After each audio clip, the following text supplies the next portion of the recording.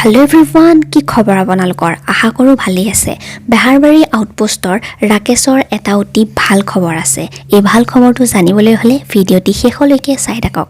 গতিকে জানুৱাৰী মাহৰ 20 তাৰিখে ৰাকেশৰ ৰিয়েল লাইফত বিয়া হ'বলৈ গৈ আছে আৰু ৰাকেশৰ কইনাগৰাকী কোন আপোনালোকৰ নিশ্চয় জানিবৰ মন গৈছে গতিকে মই আপোনালোকক ৰাকেশৰ কইনাগৰাকী স্ক্ৰিনত দেখুৱাই দিছো এওঁৰ নামটো হৈছে অৰুণিমা হাজৰিকা আৰু অৰুণিমা হাজৰিকাৰ ঘৰ হৈছে জাগিৰোডত আপোনালোকে বাৰু বেহাৰবাৰী আউটপোষ্টত ৰাকেশৰ অভিনয় চাই কেনেকুৱা পায় মোক কমেন্টত জনাবচোন আৰু বিয়াৰ বাবে ৰাকেশে এখন খুব সুন্দৰ চিঠি প্ৰস্তুত কৰি উলিয়াইছে গতিকে এই চিঠিখন মই আপোনালোকক স্ক্ৰিনত দেখাই দিছো আপোনালোকে পঢ়ি চাব পাৰে বেহাৰবাৰী আউটপোষ্টৰ তেওঁৰ জনপ্ৰিয় ডায়লগ নিজৰ বুলি আৰু এই নিজৰ বুলি ডায়লগটোৰ আধাৰতে এই চিঠিখন প্ৰস্তুত কৰি উলিয়াইছে হসাকৈ এখন খুব ধুনীয়া আৰু ইউনিক চিঠি এনেকুৱা চিঠি মই কিন্তু আগতে কেতিয়াও দেখা নাছিলো আপোনালোকে দেখিছিলনে মোক কমেন্ট কৰি জনাবচোন চিঠিখনৰ শেষত লিখিছে নিজৰ বুলি তাৰিখটো আজিয়ে কেলেণ্ডাৰত দাগ দি থওক গতিকে আপোনালোকেও দাগ দি থওক লগতে